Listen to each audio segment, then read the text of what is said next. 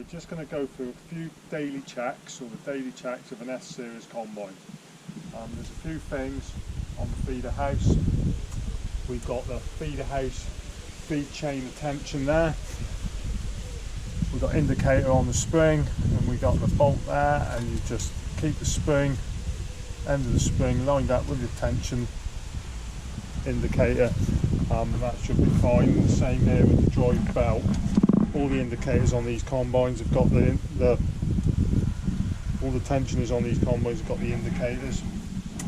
Multi-dot connectors are easy to get on and off. They also do your header latching. One thing I would say is when you do them, make sure they're always clean. When you put them back together, stop the dirt getting in the joint and the couplings, causing leaks. Greasers on the front end. We've got greasers on the pivots on the Hillmaster. They would be down on where the pivots are around the drive shaft, and we'd also have one on the back of the rams that would want to be done down here. This one would want to be done daily, and there's also a compensator ram underneath it as a Hillmaster that he'd have a greaser on one end. We've got a greaser chart here that tells you the hours. And these ones on there are all 400 hours, so there's a couple of 50s, but that'll be yearly greasers. Up on the electric clutch on the top, there is a grease nipple behind that pulley on the shaft. I would suggest if you've ever got your grease gun in your hand and using that pulley, that grease nipple lines up, I would grease it. On the inside of the combine here, on the preparation shoe, what we've got is where we've got our augers, these preparation augers. We've got some baffles that load the grain pan evenly, so you can slide these in and out to try and get an even feed onto the sieves and on your grain pan and on your sieves. We have a number of air filters on the S series combine. We've got one here, and this is the exhaust system. So the exhaust back of the combine now is in a sealed box, and it needs to be dust free, so that's what that filter does. We've got a load of shear bolts located there, and the shear bolt is on that hub there and that chain. On the straw chopper on the back, we've got a 2-speed straw chopper. We've got fast speed for cereals, we've got neutral, and then if we're doing grain maize, we've got the slower speed there. So right out is what you would normally use for cereals.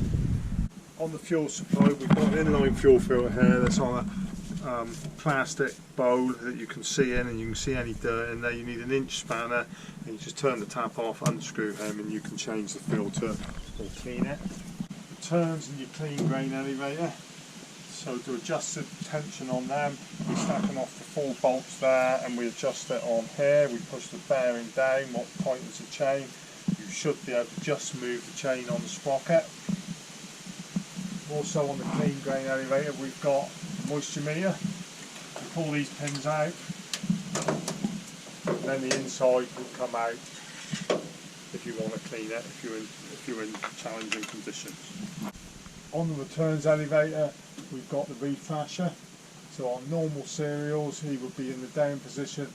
On grain maize, we would put it in the up position. It is just like a sliding concave on the returns reflasher. There is an inspection hatch there if you've got any problems in there. And the same with the tension is on the bottom of the elevator there. We've got the grain tank covers there, and we've got one main the other side as well.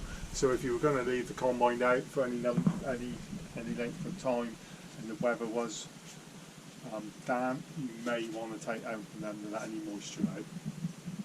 On the front of the combine, so we've got your feed accelerator, and we've got 2 speeds for that. And we just take the belt tension off, and we've got a decal there that tells you the speed. So in brittle crops, oilseed rape, you'd have it on the slower speed, and on cereals you put it on the faster speed. We've got the feeder house drive slip clutch, the same old thing as I say every year. We don't really want to be greasing that. I wouldn't ever bother to grease that. Like daily checks in the engine bay, we've got your hydraulic oil there, we've got the sight gauge there, the filler there, that's high guard in there.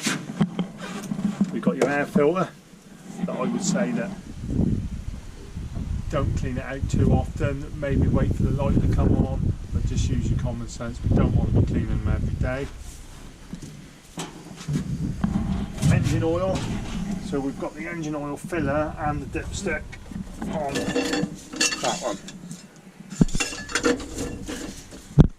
We've got the fuel filters and we've got the engine oil filter. The fuel filters, if you have to change the fuel filters, they are self-bleeding. Put them on, put the ignition on, and they should bleed themselves. Transmission oil, you've got the dipstick and the filler there.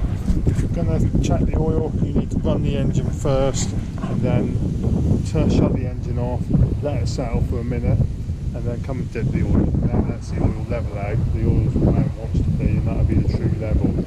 If you do it before you start the engine first thing in the morning, the oil is drained from the top gearbox down to the ProDrive gearbox on the axle, and you will overfill the oil.